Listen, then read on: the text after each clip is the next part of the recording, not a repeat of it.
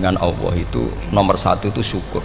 Syukur itu di atas takwa. Di Quran itu ada fattaqullaha la'allakum tashkurun. Jadi takwa itu supaya ke derajat syukur. Kalau Nabi membahasakan kalimat thayyibah yaitu la ilaha illallah Muhammadur Rasulullah, itu kalimat yang otoritas kebenarannya itu absolut, pasti benar bahwa alam raya niki gadah pangeran ingkang asmanipun Allah Subhanahu wa taala. Tapi pengamalan niku, pengamalan la ilaha illallah itu harus ditalkin, diajarkan oleh orang yang spesialis ya, orang yang benar-benar mempunyai maslak. Maslak itu cara sampai kepada Rasulullah Shallallahu Alaihi Wasallam. Kalau tersemut ketika Mbah Mun sering ngendikan ihdinas siratal mustaqim siratal ladzina an'amta 'alaihim. Terus uniknya di surat Fatihah itu, ya Allah tunjukkan kami ke jalan yang benar. Itu bukan sirotoka jalan jenengan, tapi siratal ladzina an'amta 'alaihim. Saya masih ingat betul ketika Mbah Mun ngendikan Allah itu mboten saged ditiru. Wong Allah mboten dahar, mboten ngombe, mboten tidur. Sing saged ditiru niku nggih padha-padha manusa, sehingga disebut ihdinas siratal mustaqim siratal ladzina. Maka dalam disiplin ilmu sanad itu sampai ada kalimat ekstrim, man ta'allama bila syekhin fasehuhu setan. Itu tidak main-main ya. Artinya ketika orang lain menuduh dunia kiai katanya terlalu kayak kerajaan kecil, santri tidak pernah ngeritik, itu keliru. Sebetulnya memang aturan ilmu itu diantaranya untuk ilmu agama itu harus pakai apa? Sanad. Bukti ini apa? Ihdinas siratal mustaqim siratal ladzina an'amta 'alaihim. Jadi untuk mengikuti jalan Allah niku harus mengikuti jalannya orang-orang yang telah engkau beri nikmat.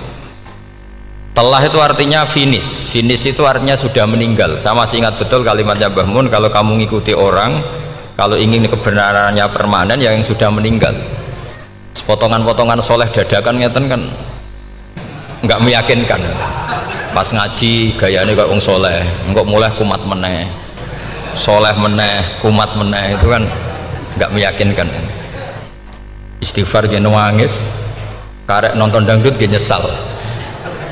Terus apa ya, nggak jelas no?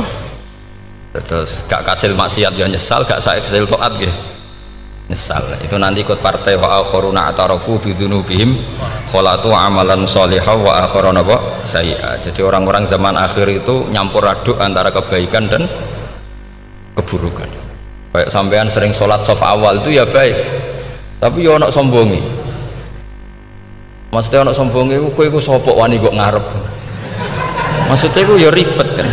Makanya ada wali jadi wali itu karena kalau sholat itu di belakang. Alasannya aku izin mbek pangeran sawane kok ngarep. Jadi ilmu itu macam-macam. Bapak riyen sering dawuh nek ana wong istiqomah ngimami masjid itu ya apik. Tapi nek keseringan ya perkarane ambisi mau digenti. Jadi istiqomah itu nek keterusan itu ya dadi ambisi. Mulane gak jelas ngimami masjid terus itu istiqomah apa mau. Artinya apa? Hidup ini nggak jelas. Justru nggak jelas itu bagus karena ketok menusane, napa? Ketok menusane. Sehingga dalam ilmu fikih itu lucu. Kalau cerita wali-wali top, Abdullah bin Umar, niku semadzhab dengan Abdullah bin Abbas. Mboten seneng urip teng tanah haram. Ketika banyak ulama, banyak sahabat seneng hidup di tanah haram, alasannya sholat di tanah haram itu seperti 1000 napa? Sholat. Tapi yang dipikir beliau bukan sholatnya, maksiat di tanah haram juga lipatannya sama. Maka rumahnya Abdullah bin Umar itu pas yang perbatasan. Nak sholat di bojone di tanah haram, nak tukaran metu. Jadi ono area tukaran itu dikondisikan steril. Jadi masyhur itu. Jadi beliau nak lagi mesra mbek bojone wiridan teng tanah haram, nak tukaran metu sik.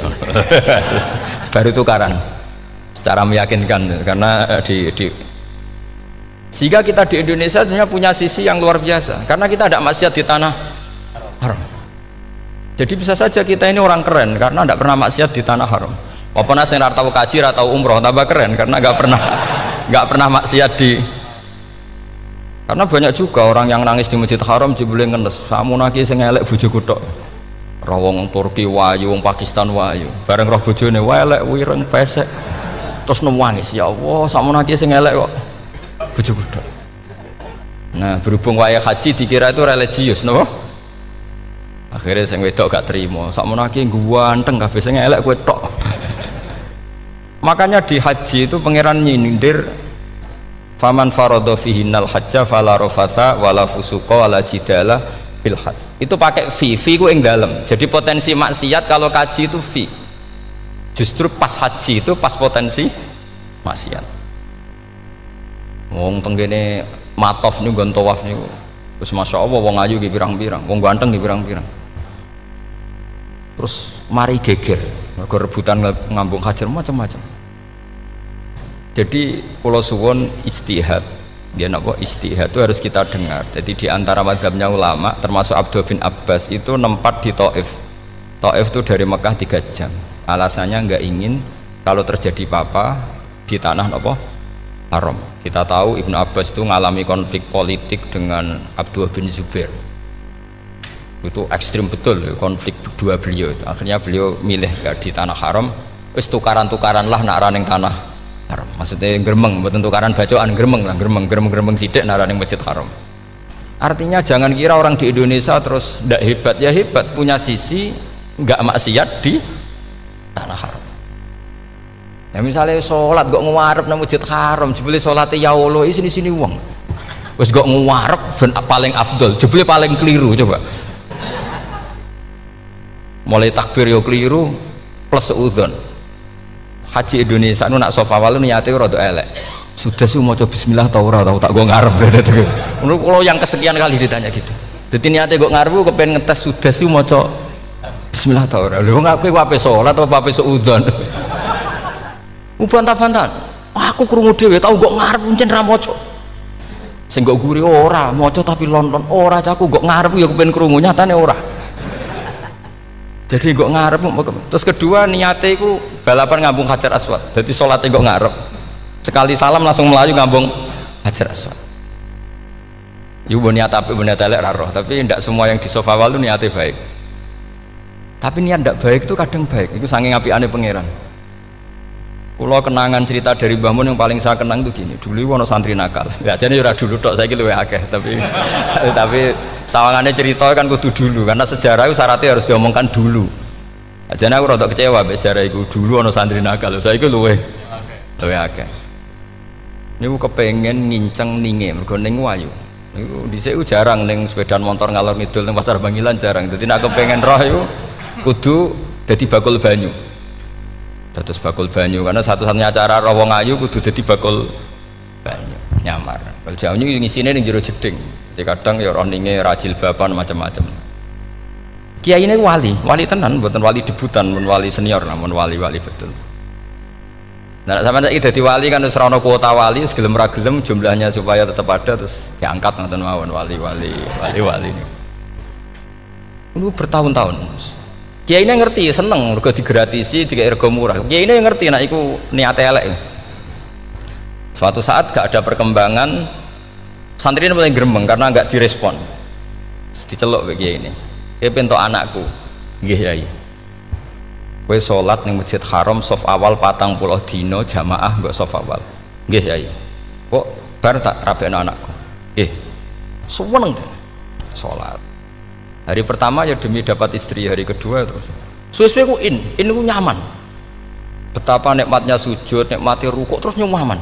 Saking nyamannya ku berkebutuhan salat di saf awal. Bukan karena cewek tadi. Bareng hari ke-40 diparani mbek kiai ini.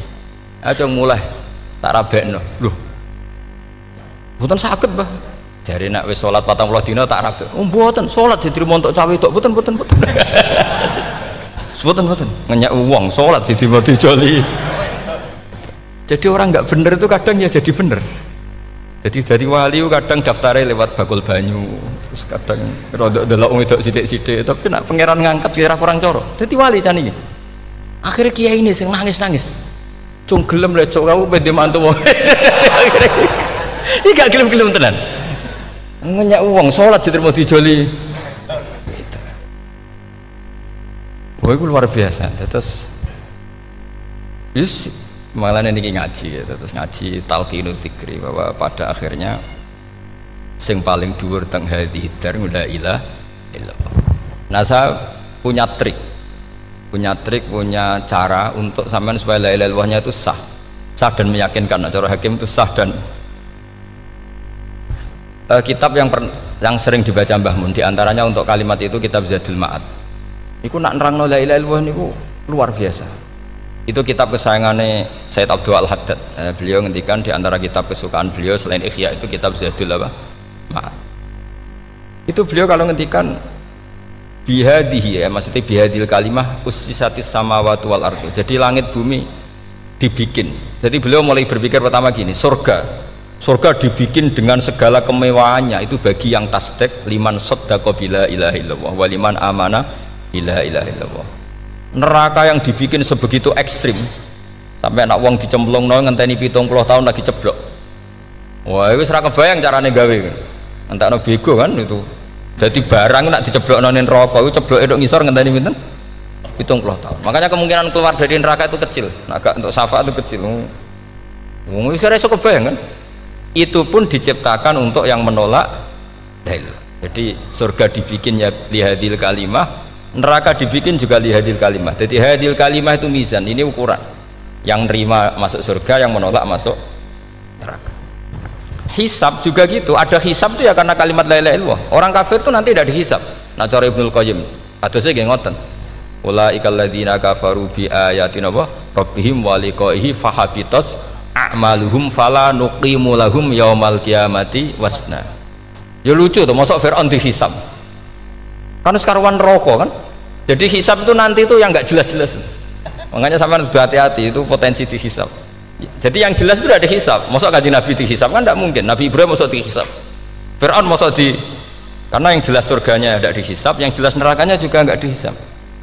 Tapi nak sing pengajian yo teko, dangdutan yo teko lah ini yang ini yang itu. Ya itu hisab itu. Dulu biskop ya bayar, mlebu masjid ya bayar. Cuma ada biskop 10.000, nak ning masjid 2.000. Itu ya hisab itu nanti. Jadi orang kafir yang karuan kafirnya itu istilah Quran fala nuqimu lahum yaumal qiyamati wasna.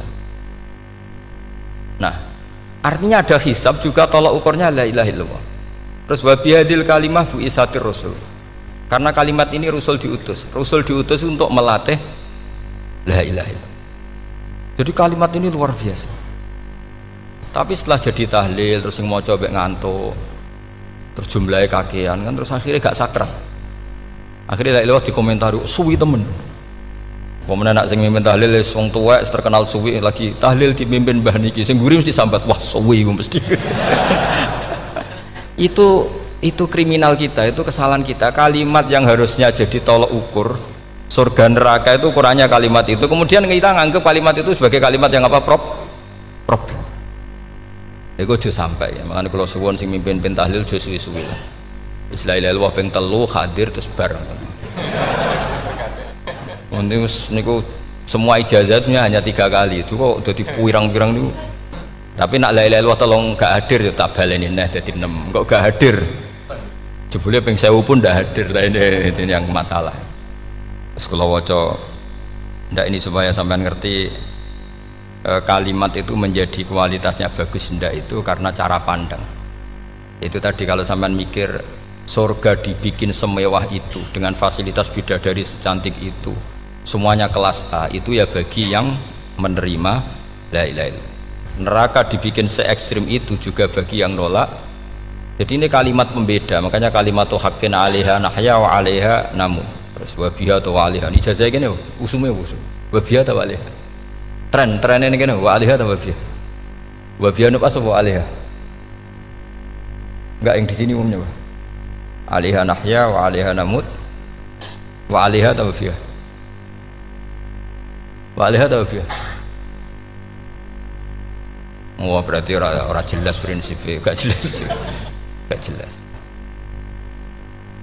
Jadi Pulau Suwon Mbah Mun sepuh-sepuh niku fi akhiri hayati nu sering maos talqinu dzikri, karena memang beliau ingin di akhir hayatnya juga kita semua nanti di akhir hayatnya semuanya min ahli la ilaha illallah Muhammadur Rasulullah. Dan itu dimulai dari sesuatu yang sangat-sangat ilmiah, yaitu tadi dimulai kenapa surga dibikin untuk sing iman la ilaha illallah, kenapa neraka dibikin untuk yang menolak la ilaha illallah. Kemudian Rasul diutus untuk melatih la ilaha illallah.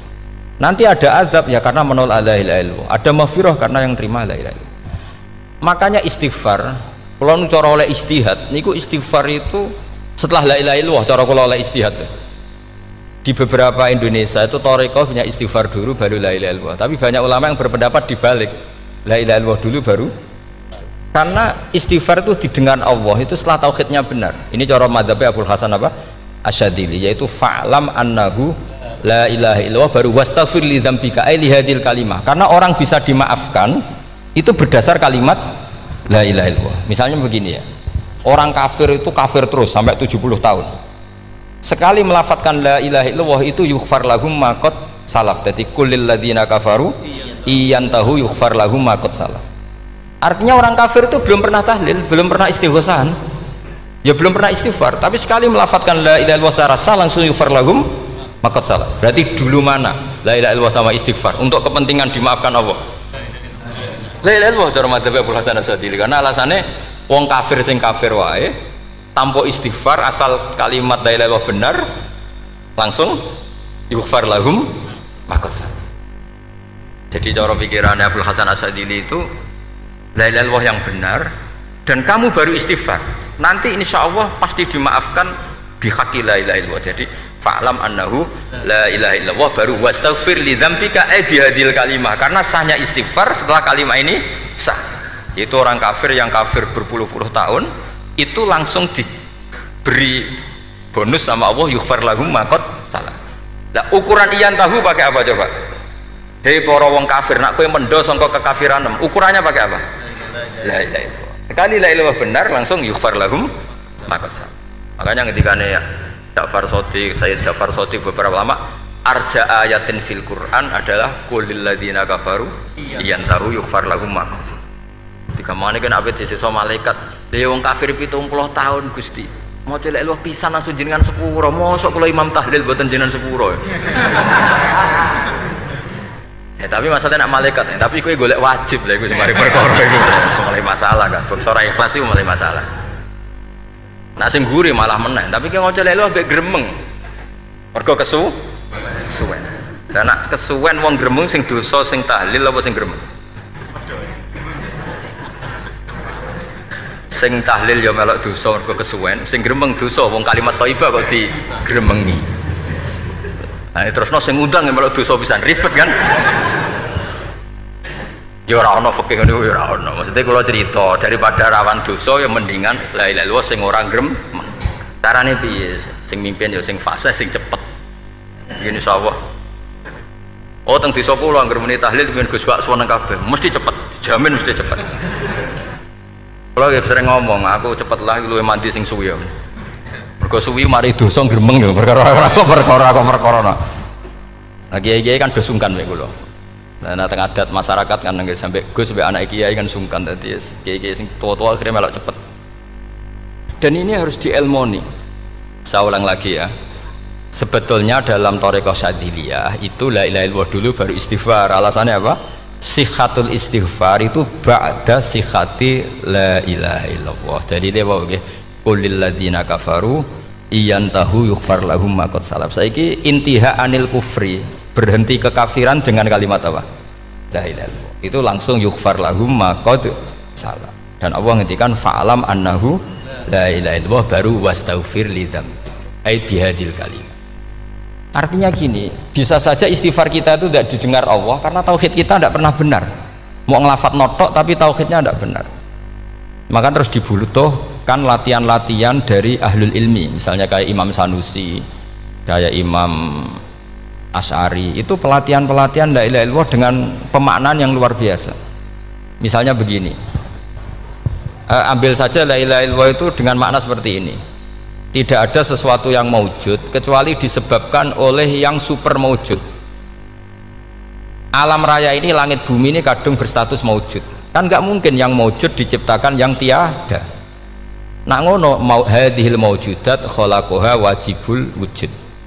Lah wajibul wujud ini yang bernama Allah Subhanahu wa ta'ala. Maka kualitas Anda iman tuh lebih tinggi. Selama ini kan enggak. Orang no pangeran kecuali Allah. Terus Allah itu yang siapa? Ya Allah yang siapa itu harus kamu berani mensifati. Allah belum pernah menceritakan dirinya di Quran kecuali beliau dia mensifati zatnya. Saya adalah sing khalaqas samawati wal arda misalnya. Saya adalah zat yang begini. Karena itu dengan cara itu bisa dikenali. Ya, dengan cara itu bisa dikenali. Makanya Allah itu harus kita kenali, yaitu lewat ma'rifatullah. Ibadah tertinggi adalah ma'rifatullah. Ya caranya ma'rifat tadi dimulai. Gak mungkin alam raya ini kemudian diciptakan oleh al-adam, sesuatu yang tidak ada. Pasti yang namanya maujudat diciptakan yang maujud. Karena maujud ini maujud pencipta harus super. Lah super itu bahasa Arabnya wajibul wujud.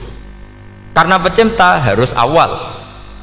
Gak mungkin Fir'aun itu Tuhan lahirnya di bumi, berarti dulu buminya ketimbang Fir'aunnya. Tuhan-Tuhan yang lain juga begitu, masa dulu buminya ketimbang Tuhannya. Makanya Allah pasti Tuhan betul karena bersifat awal, bersifat qadim. Nah kalau kamu mulai latihan gitu, iman kamu itu bil bayyinah. Dan syaratnya iman yang benar adalah bil bayyinah. Bayyinah itu jelas welo-welo. Makanya semua nabi memaklumatkan diri, qul inni ala bayyinatim mir rabbi lam yakunil ladzina kafaru min ahlil kitab wal musyrikin munfakina hatta ta'tiyahumul bayyinah. Jadi kamu harus punya otoritatif kebenaran sing sampai welo-welo. Welo-welo itu layak balus syakka wal irtiyab, sudah agak bisa ragu lagi. Nah saya khawatir kalau kita sudah tidak ngaji seperti ini, la ilaha illallah itu mau rutinitas. Pemenang nak kasiat ribet mana kan? Nak diwaca 1000 kasiat ini, nak diwaca 2000 kasiat. Wah itu ngawur lagi. Saya itu kemarin ketemu banyak orang pintar lah di Jogja. Itu saya cerita, mereka tanya saya, Gus kenapa engkau jarang berdoa? Saya bilang saya itu sering berdoa, cuma mungkin Anda tidak tahu kata saya. Doa itu syaratnya harus setelah sihatil iman, imannya itu benar. Dulu ketika Gerwani itu kampanye komunis itu gitu, anak-anak kecil disuruh memejamkan mata, ayo kamu minta permen sama Tuhan, ternyata nggak dapat permen, suruh memejamkan mata lagi, coba minta sama bu guru, terus dikasih apa? Permen. Oh berarti yang ada bu guru bukan Tuhan. Artinya apa? Kalau umat Islam ini Islam ini kamu jual dengan doa, kemudian doa dipakai tolok ukur Islam bener apa enggak, habis kamu. Banyak orang ingin jadi Kapolri, jadi gubernur, jadi apa, seundang orang-orang kondungo. Wes nyangoni akeh gak mandi, mesti dihujat deh. Dan sing donga yang ngerti nak ra mandi, potongan wong seneng duit itu kan insya Allah ra mandi lah kan kira-kira gitu.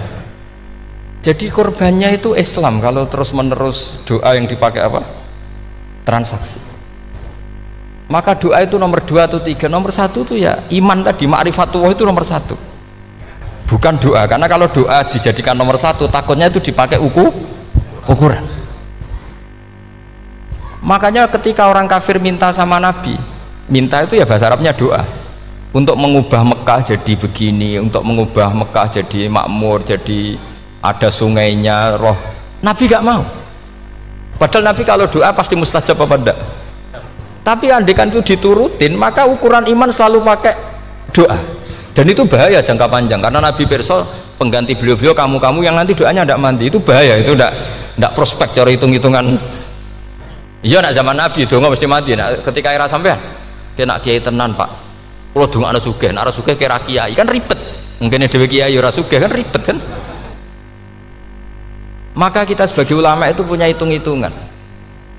Nah beda dengan pakai ma'rifatullah. Misalnya begini, ini contoh paling gampang. Orang kafir itu dulu ngukur kebenaran Muhammad, mereka tentu manggilnya Muhammad. Muhammad, kalau kamu mengklaim bahwa orang mati bisa hidup lagi, coba mbah-mbah kamu yang sudah mati bangunkan. Kalau bisa berarti kamu benar, kalau ndak ya ndak. Pertanyaannya itu yang faktu bi abaina in kuntum apa? Sodikin. Pertanyaannya, ngukur kebenaran dengan cara itu yang bikin standar siapa? Nah, Nabi itu sempat terdesak karena itu dipakai ukuran. Tapi kalau pakai ilmu mantek, jawabannya lebih gampang. Ngukur kebenaran dengan cara itu versi siapa? Versi saya. Kamu benar itu kalau bisa membangkitkan orang mati. Terus jari Nabi, ya kalau versi kamu ya kamu yang membangkitkan, nanti ditanya bareng-bareng. Loh ini kan kita seperti itu kan, kita sering. Artinya apa? Islam ini yang bisa mengawal hanya ilmu. Doa itu nomor 2, yang bisa mengawal Islam hanya fa'lam, harus ilmu annahu la ilaha illallah. Ketika orang kafir lo tanya, Muhammad kalau kamu Rasul betul, fasayyir jibala Makkah, jibalu Mekah kamu jalankan kemudian jadi emas, dan orang-orang yang mati bangkitkan, kemudian kita tanya, adinuka hakun amla, agamamu benar apa enggak? Nabi andikan minta kira-kira dituruti Allah apa enggak? Pasti dituruti. Tapi masalahnya, masa menunggu itu? Masa Allah menjadi Tuhan nunggu itu? Allah selalu Tuhan baik orang percaya atau tidak. Makanya Allah tidak mau nuruti, karena itu jadi problem jangka panjang. Iya kalau Nabi mustajab doanya, terus era umatnya seperti ini, sing kiai ini bedino dalail ora mesti mandi dongane, wis asing tirakat lah ora mesti mandi dongane, nak bab donga niku wis padha wae lah. Misalnya mesti mandi, nak wong waras mesti dinggo donga husnul khotimah, ora dinggo golek sugih, itu mesti amatir. Nah masalahnya nek dinggo husnul khotimah bagi mereka yang kedonyan ya gak ngefek, dianggap tidak prospek. Panjang kan? Makanya itu pinternya Nabi nomor 1 itu al ilmu, fa'lam annahu la ilaha illallah. Lagi wastaghfir li dzambi. Jadi kalau suwon, kenapa ini cerita Mbah Mun, kenapa akhir-akhir beliau sering talqinu zikri, sering melatih zikir? Itu sirinya diantaranya bahwa kalimat ini harus menjadi kalimat super, kalimat sing alaiha nahya wa alaiha namut wa alaiha nub'ats atau wabiha nub'ats insyaallah ta'ala minal amin. Ya itu tadi, kita sebagai kiai itu ikut menjaga ini, jangan sampai kalimat ini membosankan.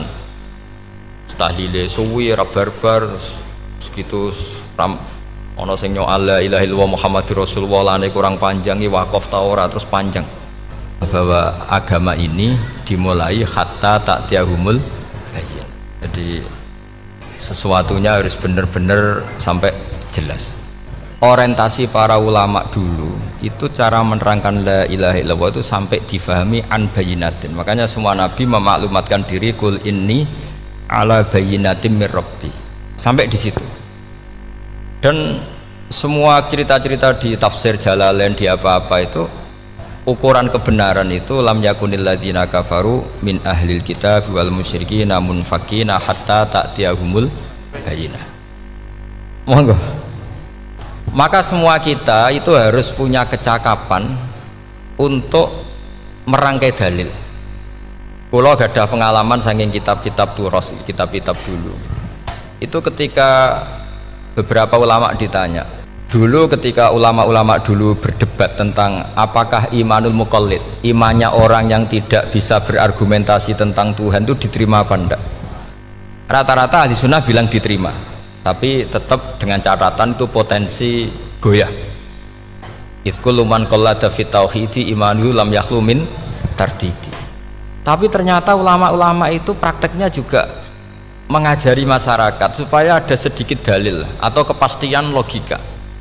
Masyhur itu ulama dulu ketika tanya orang-orang Arab, orang-orang desa, ya Arabi, bima arafta rabbak, kamu kok tahu kalau Tuhan itu ada, itu gimana? Jawabannya mereka meyakinkan, al-ba'ratu tadullu alal ba'ir wa atharul aqdam yadullu alal masir. Ono tletonge sapi ya mesti ono sapine, ono atharul aqdam artinya ono tipake wong liwat ya mesti ono sing liwat. Sehingga itu sudah dianggap cukup, kalau ada makhluk ya ada khalik. Artinya terus menjadi gampang ketika Allah ngendikan misalnya am khuliqu min ghairi syai'in, mosok hadhil makhluqat sing maujudat kemudian khalaqahal adam, itu kan nggak ketemu akal. Maka termasuk kekaguman saya sama kitab Fathul Bari sarahnya Bukhari itu ngendikane wahada sing inda ahlil mantak yusama iltidzadan aklian, bahwa agama ini harus ada kenyamanan secara akal. Kalau Nabi membahasakan wajadah halawatal apa? Iman yang manis itu misalnya kita profesor, kita ilmuwan, kita seorang yang top, yang paling cerdas di dunia, kemudian kamu secara agama didogma oleh pimpinan agama kamu, kebetulan pimpinan agama kamu misalnya komunis, terus diberi ajaran misalnya hadhil maujudat khalaqahal adam, yang maujud ini diciptakan ketiadaan. Kan mungkin profesor lah mesti stres, piye wong Adam kok ciri utama ketiadaan ya layu asiru saya tidak ngefek. Bandingkan dengan misalnya kita goblok lah, petani lah, wong paling goblok lah misalnya diajari bumi ki ana mbah wonten, terus sing gawe bumi ana ya ana, wong barange ana kok sing gawe ra ana. Lebih gampang lha itu cara Fathul Bari. Hadaddin itu mudah sekali, sahlah qoriba. Kalau dalam baca Said Abdul Al-Haddad itu hadil kalimah sahlah qoriba. Sahlah qoriba itu enak difahami karena ya sudahlah, kalau hadil maujudat ya khalaqahal maujud. Berhubung maujud ini maujud khaliq ya wajibul wujud, kira-kira maujud super lah atau kausa prima atau apa. Jadi segampang itu lama menerangkan tauhid. Nah khawatir saya kalau penjelasan seperti ini sudah hilang, terus wow, wong takok kasihate, nak maca sakmene paket ngene, nak sakmene paket ngene. Lah anak ramadi terus mental, jute la ilaha illallah ya ngobos. Nah ini kan jadi tersangka. Makanya saya tadi bilang, saya berkali-kali saya belajar tauhid, belajar ilmu mantek, itu kepentingan saya hanya satu, supaya orang familiar dengan logika la ilaha illallah. Yaitu tadi mulai yang pelatihan kelas ringan, yaitu tadi al-ba'ratu tadullu alal ba'ir wa asarul aqdam yadullu alal masir, sampai pelatihan yang agak berat, tapi sebenarnya tidak berat-berat banget. Karena tadi am khuliqu min ghairi syai'in, masa kalian semua yang sebegini hebat maujudat kemudian kamu disebabkan oleh sesuatu yang tiada. Iku mbok sampean profesor lah iku ora iso logika, wong barang ra ono kok nyebabno. Al-aqdam yadullu alal masir. Jadi ono teledong ya mesti ono sapi ini, ono tipak tracakane tak kaki ya berarti ono sing barli liwat. Artinya hadil alam ini atharun min athari kudratil. Terus kalau suwun kalau wau mun maca sanad talqinu dzikri dari Mbah Mun, dan saya berharap kita ini saling menopang. Makanya saya Gus Yofur itu sering belajar mantek sampai belajar usul fikih, karena nggak bisa kita tanpa ditopang ilmu-ilmu seperti itu, tidak bisa, karena banyak khurafat, banyak syubhat. Termasuk penumpang paling gampang adalah Anda berislam secara senang, secara ceria, supaya tidak kepikiran nyuwun sewu pindah agama atau pindah ke yang macam-macam. Makanya diantara rumusnya Islam itu raditu billahi robba. Raditu itu puas, sampai cari di kamus, ridho itu puas, marem. Ojo mbok maca di pangeran Allah pah-pah. Makanya kalau berharap jenengan jangan sering berdoa, nanti gampang kecewa, karena potensi tidak mandinya lebih tinggi gitu loh. Jadi pokoknya seneng pangeran. Pangeran ku sapa sing gawe langit bumi, sing ngekek oksigen ora usah bayar, sing aku elek lah ya payu rabi. Nyifati pangeran sing wis terjadi lho. Ora usah bayangno, wah aku njaluk dadi bupati ya ora njaluk sugih, ribet. Lho kula kecelok wong alim mboten nate nyifat donga nemen-nemen. Sing wis kliwat ya. Ngaku ya wong narukan nyatane payu rabi. Umume wong di mobil kuwi di mobil. Umumnya wong bingung ya sering melok bingung, sudah sebetulnya. Lho kok sampean kok ora top ya coba.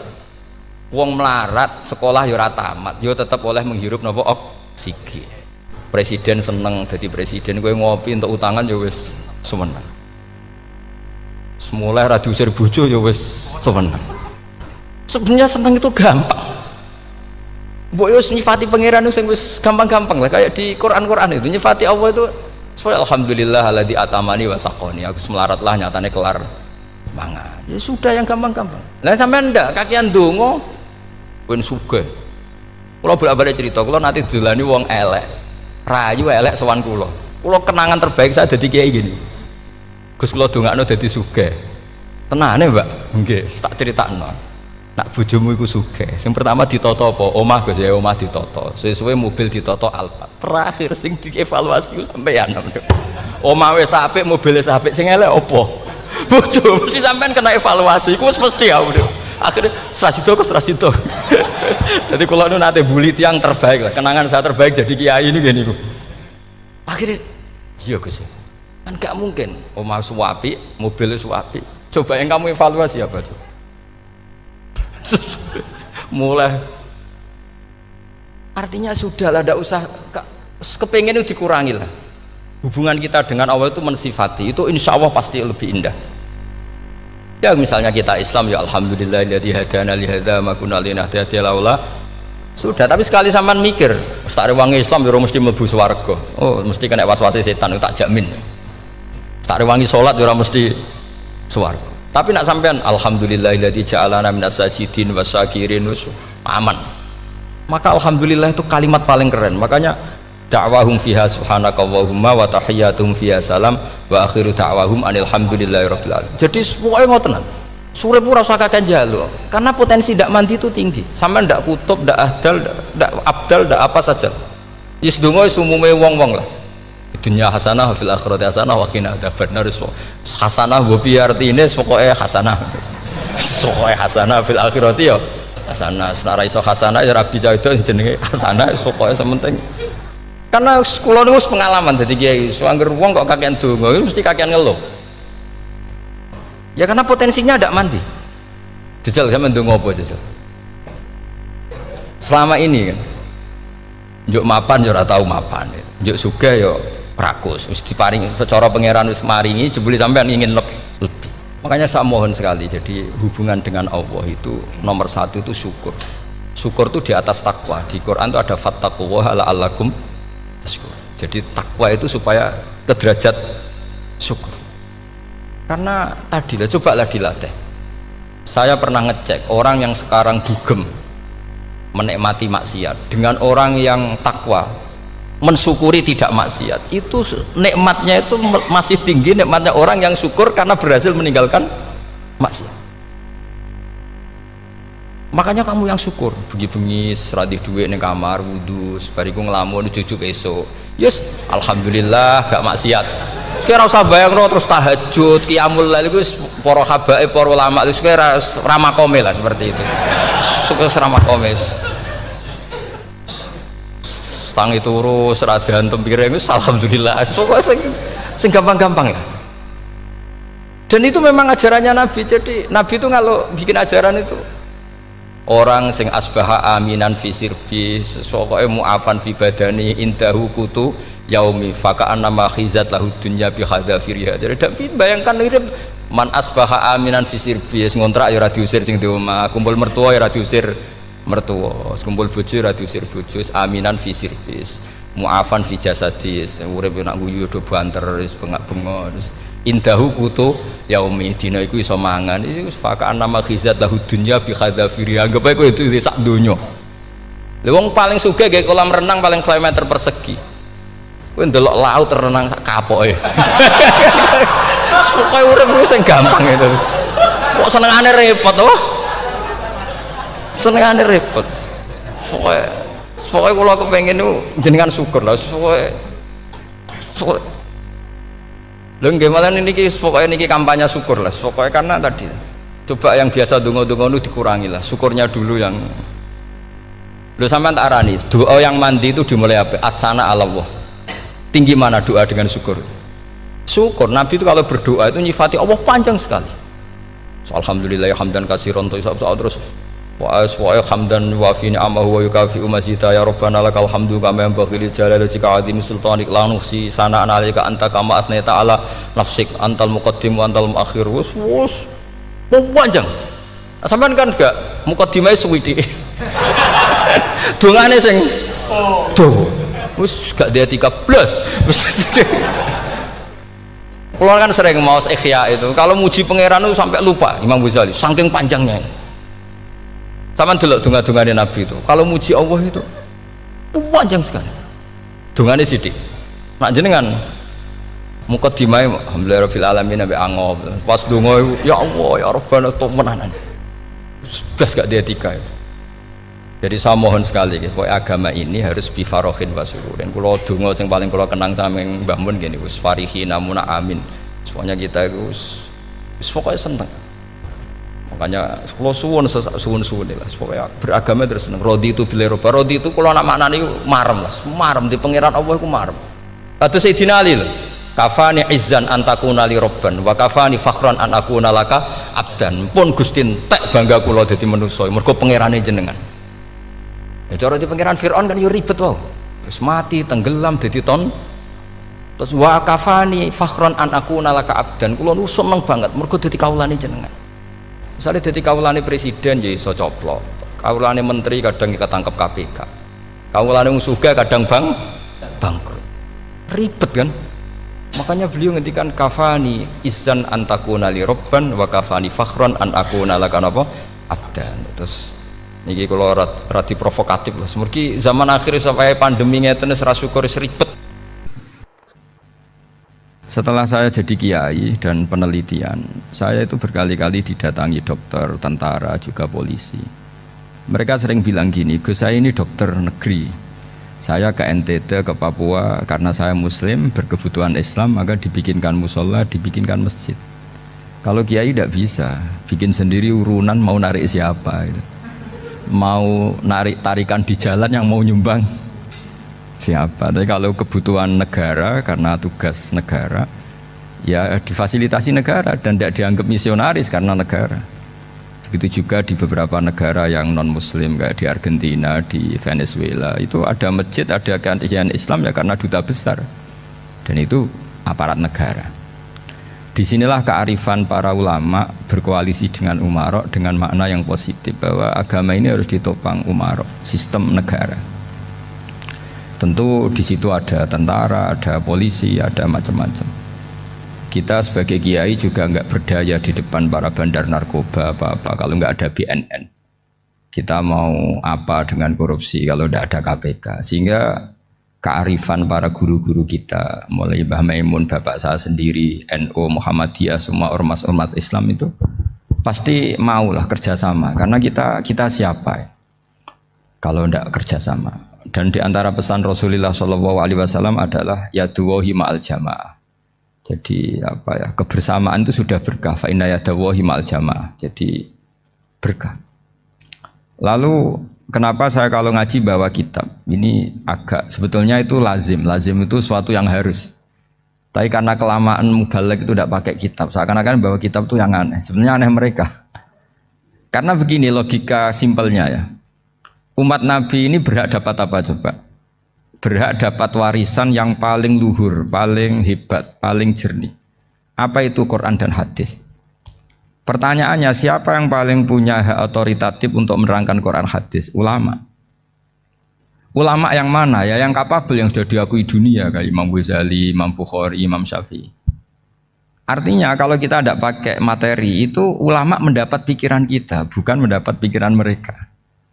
Saya ulang lagi, kalau kita tidak pakai materi yang otentik, yang orisinil, umat ini mendapat pikiran kita, bukan pikiran mereka. Maka saya berusaha supaya teman-teman atau semua umat Islam dapat pikiran-pikirannya Imam Ghazali, pikiran-pikiran Imam Bukhari, pikiran-pikiran Abdul Qasim Al-Junaidi, kejernian-kejernian Abu Yazid Al-Bustami. Kejernian itu diantaranya adalah misalnya makalah yang menurut saya itu makalah yang super. Jadi untuk ngadepi krisis karena COVID atau karena apalah. Itu lama dulu sederhana sekali. Beliau punya rumus yang mungkin jarang didengungkan orang, tapi saya akan kampanye rumus ini. Al-istighna, hakikatul istighna itu adalah al-istighna anis syai' labihi. Jadi pemenuhan kebutuhan yang sebenarnya adalah kita berusaha menghindari sebanyak mungkin kebutuhan yang sekunder, yang enggak penting. Bukan memenuhi semua yang kita inginkan. Jadi misalnya begini ya, kalau kita lapar, itu keinginan kita itu makan enak apa asal makan? Tentu jawabannya asal makan yang sehat. Tapi kalau nuruti nafsu kita, makannya yang enak, teman makan ya enak. Terus di warung yang favorit. Ini kan satu kebodohan. Kenapa untuk makan saja butuh definisi sekian banyak? Yang kita harus kecewa, warung favoritnya bisa sudah tutup. Atau kita ke sana harus macet. Ribet. Yang benar-benar arif dan bijaksana itu adalah al-istighna anisya. Sesuatu yang tidak mendesak itu jangan jadikan kebutuhan. Sehingga kalau kita puasa misalnya, semua makanan itu enak karena kita sangat lapar. Sehingga Abdul Qasim Al-Junaidi ketika ditanya, ma'idamu to'am, lauk makanan itu apa? Jawabannya lucu, alju, lapar. Kalau kamu lapar ya semuanya enak. Ini sudah mulai hilang. Kita bilang makan enak itu ya sate, ya gulai, ya pizza yang kita senang. Akhirnya apa? Untuk nikmatnya Allah itu kita jadi ribet. Apalagi yang orang-orang fasik harus ditemani perempuan yang tidak halal misalnya, atau harus ada ajudan, ribet. Nah pertanyaannya, orang yang ribet sama yang nggak ribet itu pinter mana? Pinter yang nggak ribet. Nah ini kearifan-kearifan yang mulai hilang. Lalu siapa yang bisa mewarisi itu? Ya ulama. Jadi ulama itu cara berpikir sebenarnya simple. Makanya mereka sering kalau tahajud itu, di antara makalah Sayyidina Ali paling terkenal dan yang menjadikan beliau punya derajat yang luar biasa itu adalah kafani izzan antakuna li robban wa kafani fakhron an akuna laka abdan. Ya Allah, saya ini sudah begitu mulia, begitu terhormat dan sangat-sangat terhormat karena yang menjadi Tuhan itu Engkau. Jadi rumus pertama itu karena menjadi Tuhan itu Engkau. Hanya Tuhan yang abadi, Tuhan yang pertama, artinya Tuhan yang al-awwal. Coba ya Allah, kalau saya ini punya Tuhan Fir'aun, punya Tuhan mati jadi tontonan lagi, itu kerennya di mana coba? Andaikan kita punya Tuhan Fir'aun, atau punya Tuhan yang asal usulnya manusia, apapun hebatnya manusia itu, kita punya Tuhan manusia itu. Tuhan yang lapar, yang kalau nggak makan mungkin pingsan, mungkin bisa kena COVID, nanti Tuhannya diisolasi. Kayak apa? Makanya ketika Tuhan Allah menyindir ketuhanan selain Allah itu, Allah hanya menyindir dengan kalimat sederhana, kana yakulanit to'am, yang kamu tuhankan itu masih makan. Artinya kalau nggak makan ya lemes. Jadi lama-lama ada orang gini, alhamdulillah tadi Tuhan mampir ke saya, kelihatannya lapar, setelah tak kasih makan sehat lagi. Susah nggak punya Tuhan yang seperti itu. Beda dengan Tuhan kita. Tuhan yang nggak butuh makan, nggak butuh minum, al-qayyum, zat yang berdiri sendiri tanpa butuh yang lain. Al-awwal, sebelum ada langit bumi sudah ada Tuhan kita yaitu Allah. Bandingkan dengan Tuhan-Tuhan yang dipertuhan yang lain, yang adanya setelah bumi, misalnya Fir'aun dan sebagainya. Sehingga Sayyidina Ali pertama jadi kebanggaan apa? Kafani izzan antakuna li robban. Saya ini keren betul karena punya Tuhan yaitu Engkau. Tuhan yang lahul asmaul husna, Tuhan yang semuanya punya kebaikan, punya keabadian, punya keagungan. Terus wa kafani fakhron an akuna laka abdan, dan saya bangga sekali karena saya menjadi hambamu. Kalau saya jadi hambanya Pak Rektor ribet kan? Sudah tak hormati ternyata nanti tidak rektor. Ya kan ribet kan? Terus pokoknya ribet. Jadi budaknya manusia itu ribet. Makanya ada seorang wali datang ke temannya yang jadi presiden atau jadi raja. Datang ke situ karena tidak punya uang, mau minta uang karena temannya raja. Setelah sampai sana ternyata temannya ini karena orang soleh pas berdoa, ya Allah saya minta ini, minta ini, minta ini. Terus si wali tadi pulang. Tanya, kenapa kamu pulang? Ternyata dia sama, masih minta-minta kayak saya. Jadi sederhana dia. Sama-sama minta kamu, minta zat yang kamu mintain katanya. Jadi dulu itu orang itu sebegitu dekat dengan Allah. Sehingga si raja ini terus ketemu wali tadi tanya, kenapa kamu menyepelekan saya padahal sekarang saya raja? Terus ditanya sama wali tadi, karena temannya, kalau kamu di padang pasir tidak bisa minum dan harus minum 1 gelas, dengan ongkos kamu harus mengasihkan semua kerajaan kamu demi minuman itu. Pilih mana, minuman apa tetap jadi raja? Ya saya milih bisa minum. Saya tidak raja tetap hidup, tapi kalau nggak minum mati. Bagaimana Anda bangga dengan satu kerajaan sing la yusawi kak samain, yang tidak sama dengan segelas air. Jadi artinya terus mereka melihat jadi raja itu ya biasa, jadi presiden biasa, jadi rektor biasa. Karena mereka biasa berlogika, hakikatul izzah itu ya taqarrub ila Allah, yang benar-benar terhormat itu ya dekat dengan Allah. Begitu seterusnya mereka bikin paradok-paradok yang aneh, tapi itu menjadi pelajaran. Bapak saya Ki Nur Salim itu senang baca anekdot Nasiruddin Koja. Itu kalau bikin orang-orang aneh, itu dia datang ke satu pesta, pakai baju lusuh, pakai sarung lusuh atau celana lusuh, sama Sohibul Bait yang punya acara dibiarin. Setelah dibiarin dia pulang pakai jas, pakai dasi, pokoknya keren. Dihormatin, pakai alpat, pokoknya dihormatin, silahkan. Pas dia disuruh minum, minumannya itu disokkan saja ke sakunya. Jas, kamu harus minum yang banyak. Karena kamu yang dihormati, bukan saya. Terus makanannya semuanya diletakkan di saku, ada yang apa, ayo kamu makan yang banyak. Alphardnya juga gitu, dikasih sate apa, ayo kamu makan yang banyak. Mereka tidak melihat saya, melihat kamu.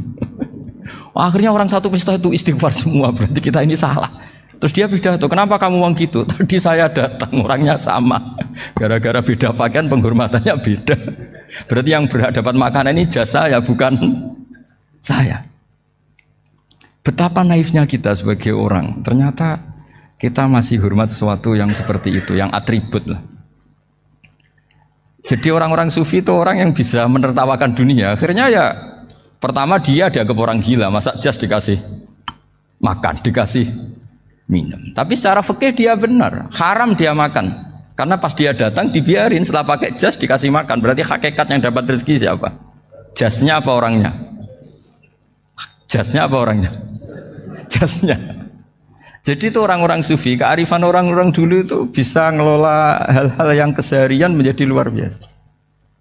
Ada seorang wali melihat istrinya makan satu piring, anaknya makan satu piring. Ditanya, kalian kenyang? Wah, kenyang sekali.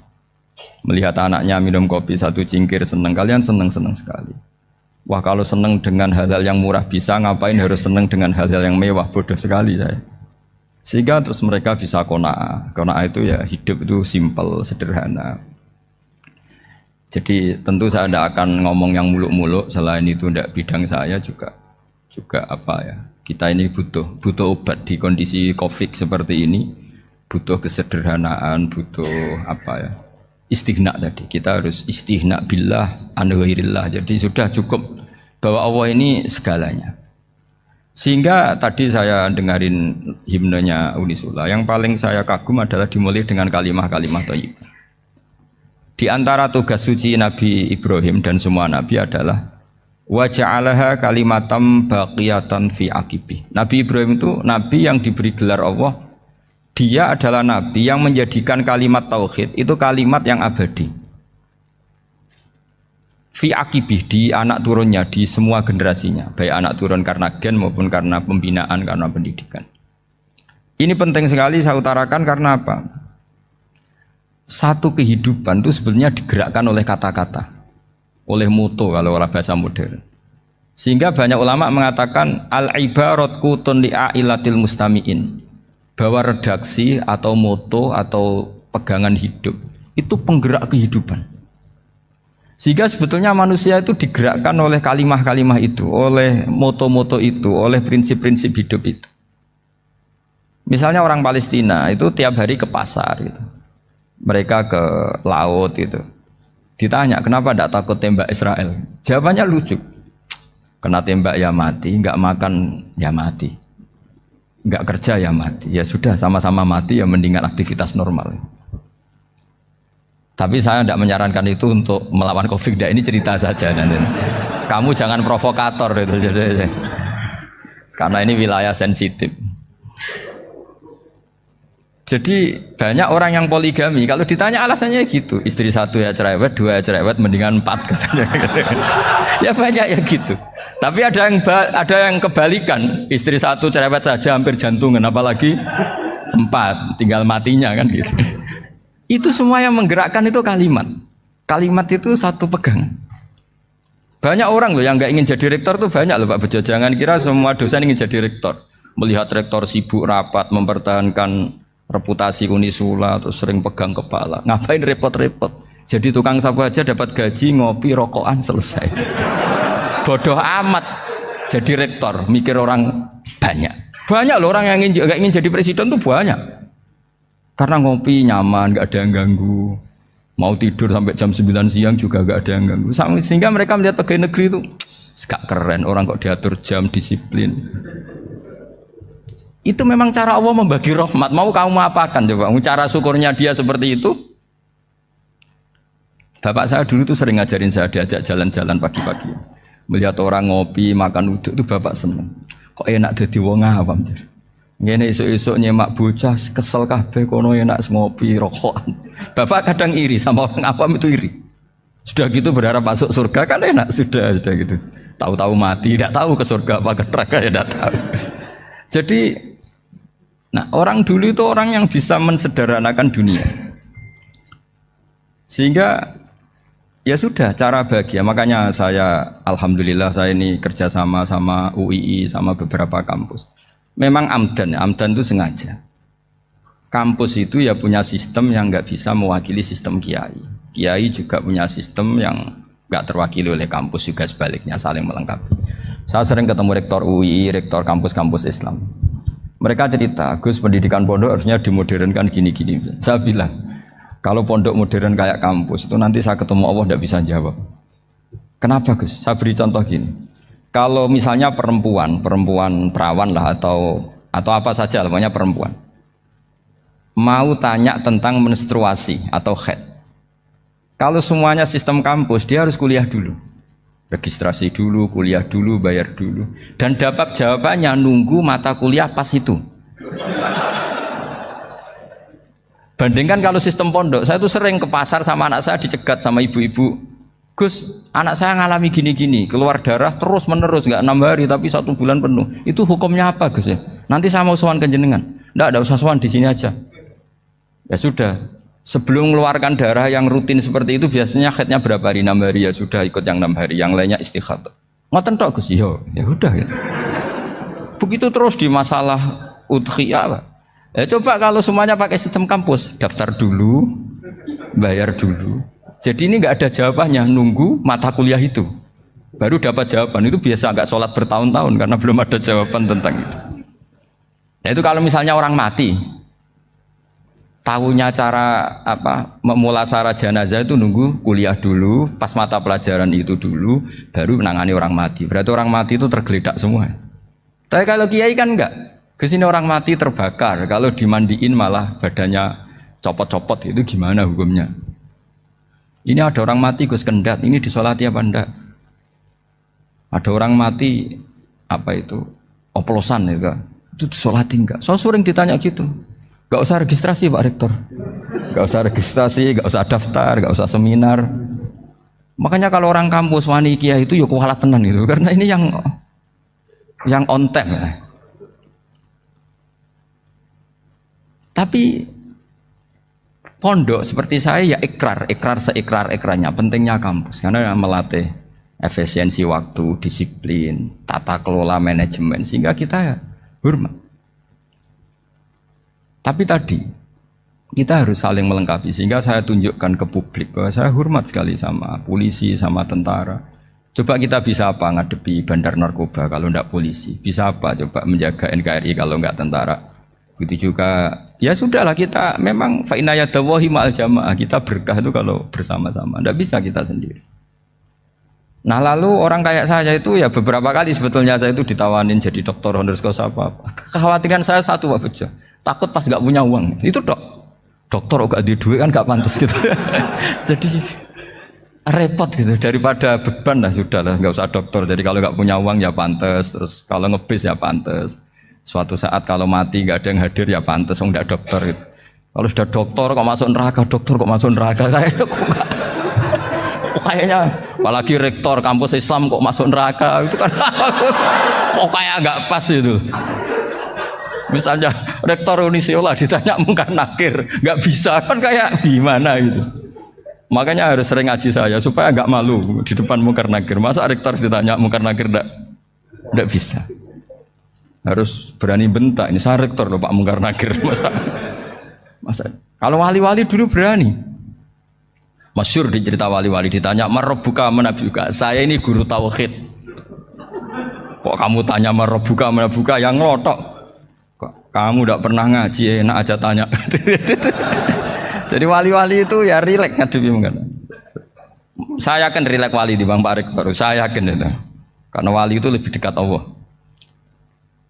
Sehingga orang dulu itu saya ulang lagi ya, ada satu kearifan namanya hidup itu apa? Hidup itu adalah cari sebanyak mungkin supaya hidup itu tidak tergantung pada banyak hal. Sehingga misalnya cara berpikir orang-orang modern itu sebenarnya banyak orang-orang ilmuwan yang nggak ngagumi Amerika. Bukan karena angkuh ndak. Untuk mempertahankan kebesaran negara sebesar itu, kebutuhan listriknya besar, kebutuhan tentaranya besar, kebutuhan apa? Sementara negara kayak Venezuela atau Swiss kebutuhannya ada banyak. Pertanyaannya, yang tergantung dengan banyak hal sama yang tidak tergantung banyak hal, itu pinter mana? Kalau dibalik pertanyaannya gitu, negara-negara maju itu tidak keren kalau dibalik pertanyaannya. Orang yang untuk mempertahankan eksistensinya banyak, butuh banyak hal, dengan yang tidak butuh banyak hal, itu pinter mana? Orang yang bahagianya nunggu jadi dokter, nunggu jadi kiai besar, kiai viral, dengan orang yang bahagia cukup dengan ngopi, itu pinter mana? Tapi kalau dibalik pertanyaannya, orang yang tahunya nikmat hanya kopi, dengan nikmat yang banyak, pinter mana? Makanya Mbah Mun tuh kalau guyon itu lucu.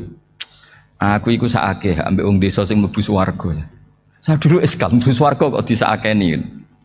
Akhirnya beliau memberi penjelasan. Wong desa iku roe pakanan enak, iku mau kopi mbek uduk. Lah swarga iku mau nuruti sing dikarepno. Akhirnya wis mau mangan, wis ngopi, nguduk, ngopi ora roh pakanan liyane iku ora roh. Nasi mandi yo ora roh, pizza yo ora roh apa-apa. Terus saya bilang, wah lah niku nak nganti selera tentang wanita cantik. Iku juga sederhana. Rodok pesek ya wis cantik, rodok ireng ya wis. Apa bidadarinya seperti itu karena saking enggak pengalamannya. Jadi surga itu kan nuruti apa yang diinginkan. Kira-kira keinginan orang kampung kalau di surga itu apa coba? Makanan apa coba? Ya nak senengnya ketemel gemblong itu. Artinya malaikat lebih suka nangani surganya orang-orang kampung di Bang Pak Rektor. Ini sudah ribet ini. Makanan apa saja sudah dicoba ya. Terus kalau di mall tahu orang macam-macam, seleranya macam-macam pasti. Enak mana kalau sampai jadi malaikat pelayan surga? Suka ngelayani orang kampung apa yang orang kota? Orang kampung kan? Jadi ya itu guyon ya, guyon tapi itu menjadi pikiran kita bahwa orang yang banyak kebutuhan itu sebetulnya banyak kebodohannya karena menggantungkan kebahagiaannya dengan banyak hal. Makanya Imam Syafi'i ngendikan istighna itu apa? Al istighna anisya'i. Yang dikatakan kecukupan adalah berusaha sebanyak mungkin banyak hal tidak kamu butuhkan. Bukan memenuhi semua kebutuhan kamu karena nafsu kamu ini tidak ada batasnya gitu. Kalau kamu penuhin nggak akan selesai. Itu ada perempuan yang kurang cantik itu minta doa saya, Gus doain suami saya kaya. Terus tak guyonin, terus nggak minta. Kalau suami kamu kaya, yang pertama dirubah itu apa? Rumah supaya rumah saya bagus. Kedua apa? Mobil supaya mobil saya bagus. Nanti yang dievaluasi itu kamu. Mobil bagus, Alphard, rumah mewah, istrinya kamu. Pasti itu dievaluasi. Langsung nggak usah sudah gini aja kan. Jadi pertama yang dievaluasi itu kaya itu. Coba kalau suami kaya itu yang dievaluasi pertama rumah ya. Rumah ganti. Setelah itu apa? Mobil. Kira-kira berikutnya. Akhirnya sudah nggak jadi. Nabi Ibrahim itu pernah minta umur panjang. Keren umur panjang. Sama Allah nggak dijawab. Datang orang tua gitu mertamu ke Nabi Ibrahim. Terus disuguhi dikasih kurma. Apa itu? Kok kurma apa? Anggur yang sudah matang sekali. Sudah dimakan. Setelah dimakan meler keluar lagi. Dimakan lagi meler lagi. Terus Nabi Ibrahim masuk lagi ke kamar. Ya Allah, doanya tak cancel. Nanti kalau saya tua kayak itu. Jadi Allah itu nggak jawab langsung tapi ngirimkan itu. Akhirnya ya Allah nggak jadi. Nanti takut itu. Saya pernah ngalami jadi kiai tadi ada ibu-ibu ya nggak pati cantik lah. Suaminya tuh miskin sekali. Minta doa saya supaya kaya. Bareng tak kasih pertimbangan itu udah nggak usah nggak jadi. Jadi itu kearifan. Tapi kearifan ini harus kita tanamkan. Saya nggak bisa membayangkan Indonesia yang besar ini. Andai kan tidak ada qanaah, nerimo ing pantum. Coba sekarang ada COVID. Andai kan Indonesia tuh kayak Perancis. Saya beberapa kali punya tamu orang yang hidup lama di Perancis, bahkan dapat istri orang Perancis. Itu dulu nggak begitu mencintai Indonesia. Tapi setelah di Perancis 2 tahun, wah Indonesia hebat. Di Perancis itu kata dia kalau cerita, semua kebutuhan masyarakat itu dibebankan ke negara. Apa saja minta negara, apa saja nyoal negara. Sementara Indonesia, coba kalau Indonesia mengalami seperti ini kok tidak ada qanaah rimo ing pantum, bisa kios Indonesia. Orang miskin nyalahkan negara, kelaparan nyalahkan negara, apa saja. Tapi barokahnya dididik kiai, jogeman nyalahno wong liya. Urip pun romo ing pandum, diame. Sampai gak ngerti kalau Covid. Banyak tuh orang-orang kampung itu, orang lugu-lugu itu. Mbah niki saking Covid, salam ning Covid, muga-muga umure panjang. Dikira Covid itu nama orang yang ahli sosial itu. Mbah niki dana saking Covid. Matur nuwun sampai no salamku, muga-muga umur panjang. Bingung kan yang nganterin ini. Ini gimana yang mau menjelaskan? Memang nggak paham, ribet kan. Tapi saya pastikan bahwa dengan keadaan seperti ini kita bahagia, kita stabil, itu jelas barokahnya kalimat tadi, moto tadi atau pegangan hidup tadi. Makanya disebut al-ibarat qutun li'ailatil mustami'in, bahwa redaksi atau kata-kata atau pegangan atau filosofi hidup, apalah namanya itu adalah penyemangat. Penyemangat. Karena kata-kata ini memang luar biasa. Ketika sahabat perang demi kebenaran, zaman itu ya pasti benar karena yang dibela Nabi. Dulu itu kan enak zaman Nabi, yang dibela mesti benarnya, musuhnya mesti salahnya. Sehingga dulu itu memang harus tegas. Kalau sekarang mau tegas gimana? Yang kamu bela tidak mesti benar, musuhnya tidak mesti salah. Ribet kan kalau misalnya saya tukaran sama Pak Rektor, kamu mau bela mana kan bingung. Saya tidak mesti benar, saya tidak Nabi. Pak Rektor apalagi nggak mesti benar lagi kan? Ribet kan? Jadi kalau kita mau perang sekarang itu mau pede gimana? Enggak. Makanya banyak ulama sekarang tuh mau tegas tuh nggak berani karena ya banyak hal yang abu-abu lah wilayahnya. Misalnya pilihan presiden, atau pilihan bupati, pilihan menteri. Kamu mati-matian bela itu, yang kamu bela tidak mesti benar, musuh kamu tidak mesti salah. Misalnya pilihan bupati, wah ini kabupaten ini baik kalau bupatinya ini, yang satu bilang ini, terus tim suksesnya kamu tanya, kamu yakin? Ya tidak juga.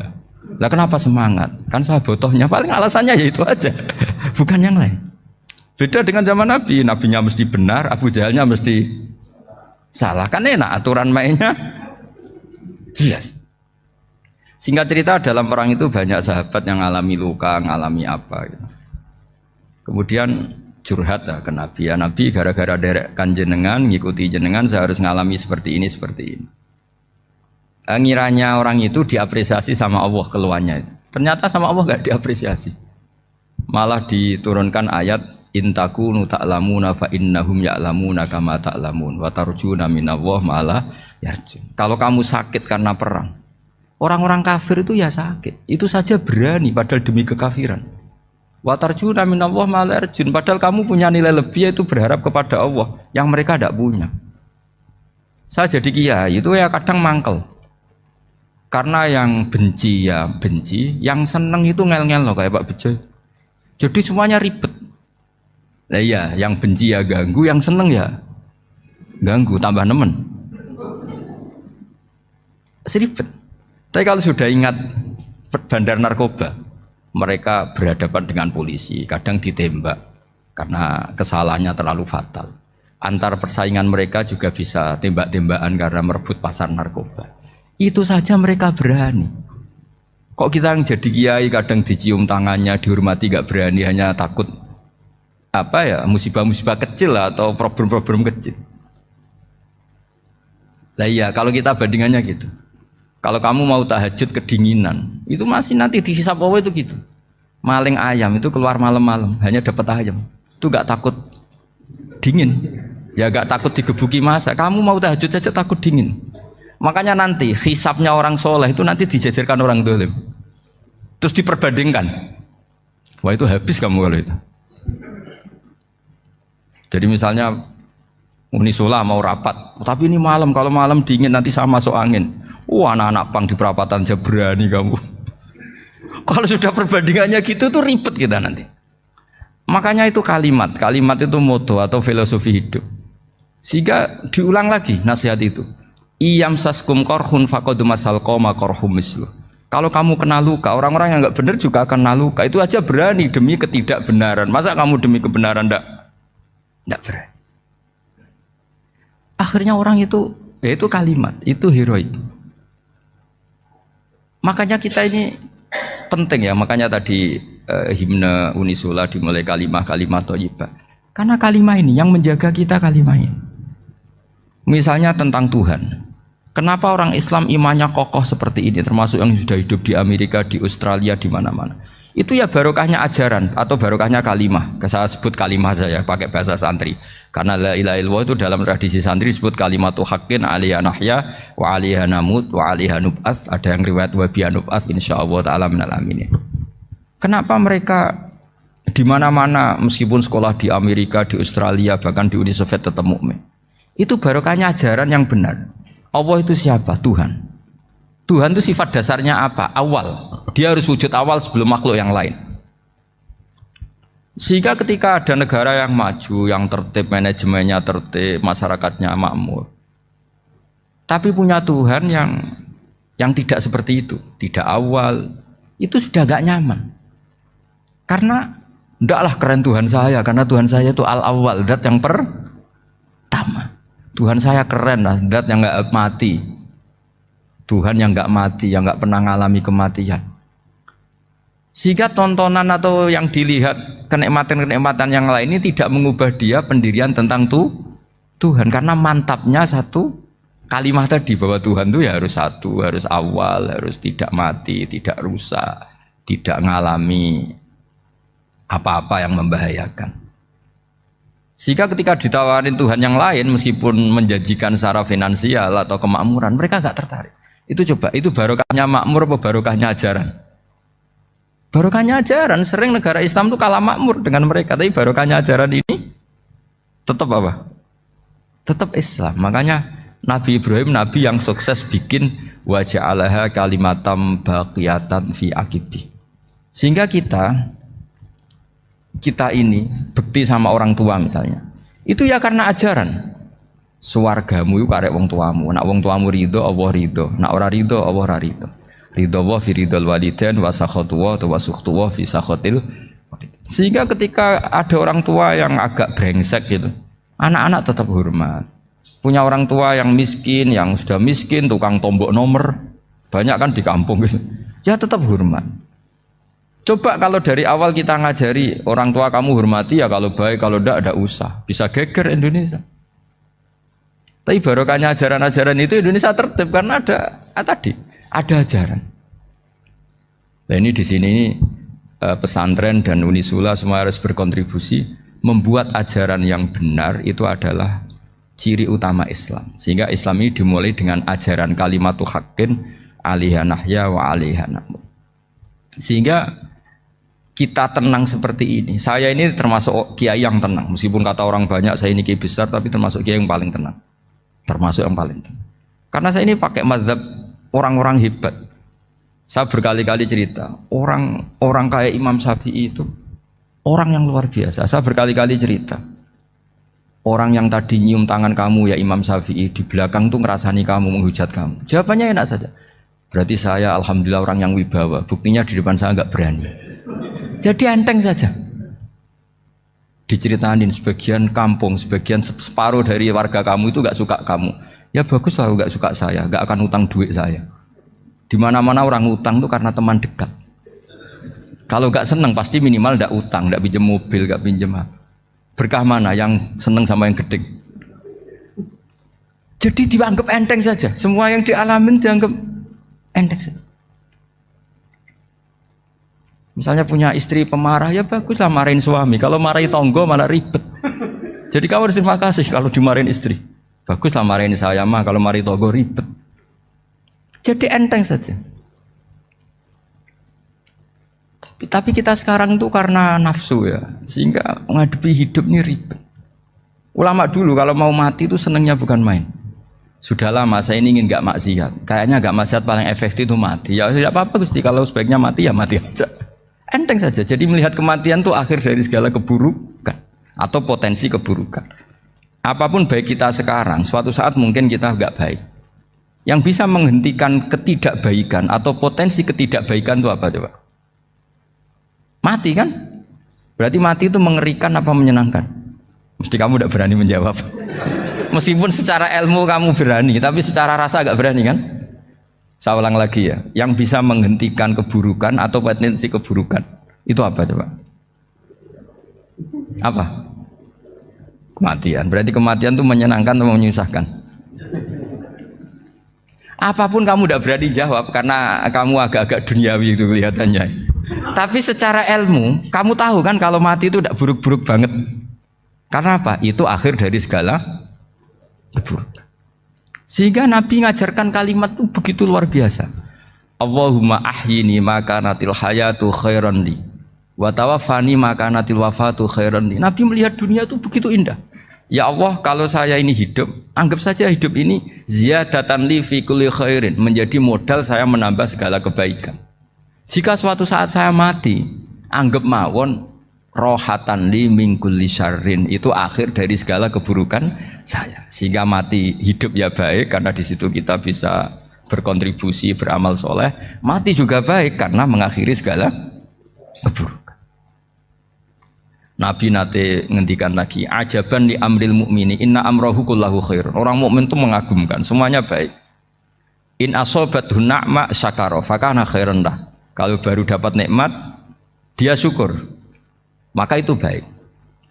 Wa in asobatu dharra sabara. Kalau dapat masalah mereka sabar, itu juga baik. Sehingga orang mukmin dua sisinya pasti baik. Itu juga kalimat, maksudnya moto atau pegangan hidup.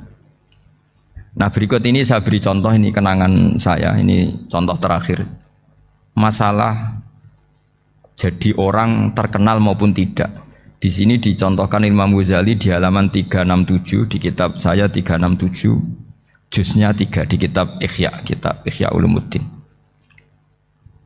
Di sini beliau cerita betapa untuk menjaga ikhlas sebaiknya orang itu tidak terkenal, tidak syuhrah, tidak terkenal.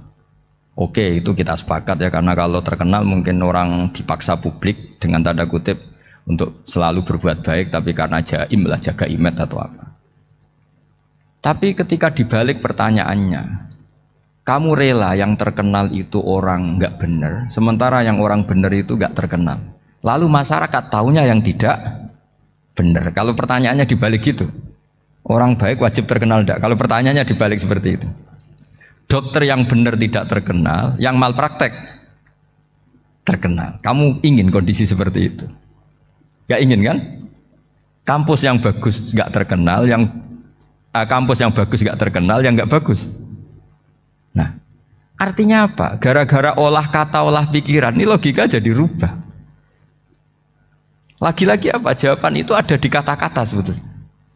Makanya bab-bab seperti ini tidak usahlah kita berdebat, berpolemik. Sebaiknya orang itu humul, menutup diri, apa sebaiknya orang terkenal, itu nggak perlu seperti itu. Sudah terserah Tuhan saja. Makanya saya mulai dulu ngaji sampai sekarang itu ya tidak punya punya ikon tertentu atau punya website tertentu, enggak. Sudah terserah pangeran. Sudah, saya juga tidak sok suci materialistik atau enggak, ya tidak mikir saya. Bukan apa-apa ya, karena saya ini kiai, jadi biasa urusannya sama Allah, tidak sama makhluk. Jadi pusing kalau sama sarah-sarahnya makhluk itu pusing. Meskipun rektor kalau nasihati saya pasti tidak saya terima, itu tetap makhluk, itu sudah ada ngefek. Kalau saya itu sudah ada itu. Bukan karena saya sombong, ya memang makhluk betul gitu, bukan cuma nasibnya bejo aja, tapi makhluk tetap makhluk. Saya beri contoh ya. Ini makalah yang ditulis Imam Ghazali. Ya. I'lam aslahaka Allah anna aslal jah wa intisarus sayyid atau sayyidi wal istihar wa huwa mazmum. Balil mahmudu al khumulu illa man saharahu wa ta'ala linasri dini min ghairi takallufi talabi syuhrati minhu. Jadi kalau kamu ingin ibadah kamu selamat, ya kamu jangan terkenal. Tapi resikonya adalah kalau kebaikan itu tidak terkenal, maka agak dikenali. Kalau agak dikenali berarti masyarakat hanya punya percontohan yang tidak baik, karena yang baik tidak terkenal. Jadi itulah ulama-ulama dulu. Jadi apa-apa itu dibanding-bandingkan. Kemudian nanti kelihatan, jawabannya itu kelihatan. Jadi ulama dulu itu biasa ngarang misalnya afatun nikah, sisi negatifnya nikah. Harus ngurmat istri, harus macam-macam, kalau terlantar itu ya dosa. Seperti tadi Pak Marsudi cerita, kalau orang ngapalkan Quran itu takut lupa, kalau lupa itu jadi dosa. Pertanyaannya, kalau semua orang takut lupa, takut dosa, semua orang nggak hafal Quran karena potongan-potongan lupa. Cara berpikir tidak seperti itu. Kalau berpikir ya namanya hafalan ya inginnya hafal, kan nggak ingin lupa. Lah nanti kalau takdirnya lupa karena hal-hal yang dimaklumi oleh syariat itu nggak yang termasuk dosa. Yang dosa itu lupa tak liwiri udrin syar'iyin, lupa yang tidak ada sebab yang apa? Syar'i. Tapi lupa bawaan EQ-nya tidak bagus. Lupa bawaan sering dibentak. Oh itu nggak masalah karena bawaannya orang tertekan itu ya lupa. Coba kamu hafal Quran, terus punya kredit jatuh tempo, pas hari itu aku yakin nggak cerdas sudah. Itu bawaannya orang tertekan tuh pasti lupa. Jadi ya saya teruskan ya. Jadi terus ada makalah yang sangat bagus sekali tentang itu. Saya baca ya. Wa yadullu ala dzalika anna Allah azza wa jalla amaral anbiya'a bi idharil amali lil iktida wa khassahum bi mansibin nubuwah. Wa la yajuzu ayyudhanna bihim annahum khurrimu afdhalal amalen. Jadi orang yang terlalu mendewa-dewakan khumul itu menutup diri. Oke itu baik karena dengan khumul, dengan menutup diri Anda tidak riya, Anda tidak pamer. Tapi kata Imam Ghazali, kamu juga harus ingat di antara syaratnya Nabi itu harus mengumumkan kalau beliau itu seorang Nabi. Harus memaklumatkan kalau beliau seorang Nabi supaya bisa diikuti. Caranya sholat harus diumumkan sehingga Nabi itu mengatakan harus jamaah. Karena dengan cara jamaah itu bisa shollu kama ra'aitumuni usolli. Coba kalau Nabi sholatnya nggak diperlihatkan, kamu harus sholat yang benar. Caranya gimana ya Rasulullah? Itu rahasia. Bingung nggak kira-kira? Bingung nggak? Ya misalnya amal rahasia selalu lebih baik. Terus ada pertanyaan, Nabi ngendikan kamu sholat yang benar. Caranya gimana Nabi? Ya itu rahasia. Terus gimana coba? Tapi Nabi ngendikan apa? Shollu kama ra'aitumuni usolli. Ya sudah kamu sholat, niru saya sholat. Berarti Nabi sholatnya diperlihatkan apa disembunyikan? Diperlihatkan. Jadi begitu juga saya berkali-kali bilang, orang tahu kalau itu bidan ya berdasar tulisan itu bidan. Tahu kalau itu dokter gigi ya itu dokter gigi. Jangan sampai gara-gara tidak ada tulisan mau beli alat bangunan di dokter gigi, mau periksa gigi di toko bangunan. Gara-gara apa? Nggak ada maklumat. Nah, di sini ulama-ulama selalu memaklumatkan dirinya.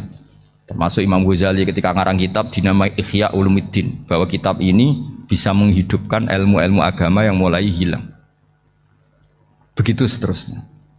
Jadi ini ngaji ya. Jadi orang itu harus ngerti. Jadi jangan nuruti emosi sendiri atau logika sendiri. Bahwa saya suka humul, ya monggo. Agama Islam menyediakan sarana itu. Uzlah itu ya punya sisi kebaikannya sendiri. Tapi syuhrah terkenal asal tidak nuruti nafsu juga punya sisi kebaikannya sendiri. Setidaknya umat ini punya satu master kebaikan yang mudah diakses. Tapi tadi saya ulang lagi, jangan karena hadun nafsi, jangan karena kepentingan pribadi. Makanya di sini disebutkan wa yadullu ala dzalika ay ala syuhrah anna Allah taala amarul anbiya bi idzharil amal lil iktida. Allah selalu memerintahkan para nabi kalau ngamal kebaikan ya harus dimunculkan supaya bisa ditiru. Yaitu tadi kita tidak bisa bayangkan kan kalau misalnya Nabi menyuruh kamu harus sholat yang benar, kemudian sholatnya Nabi sembunyi. Lalu ditanya, Nabi saya niru siapa? Wah itu rahasia, kamu nggak boleh lihat sholat saya saat takut tidak ikhlas. Ribet kan? Sehingga jamaah itu statusnya tetap harus. Nah bedanya harus ini ulama berpendapat harus yang apa? Fardu kifayah. Tapi fardu itu maknanya harus. Tapi bukan berarti kalau nggak jamaah sholatnya nggak sah, nggak. Tetap tapi statusnya jamaah tetap apa? Harus.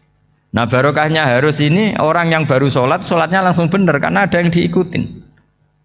Coba kalau mantan dukun baru sholat terus sholat sendiri, itu mesti mirip mantra ya.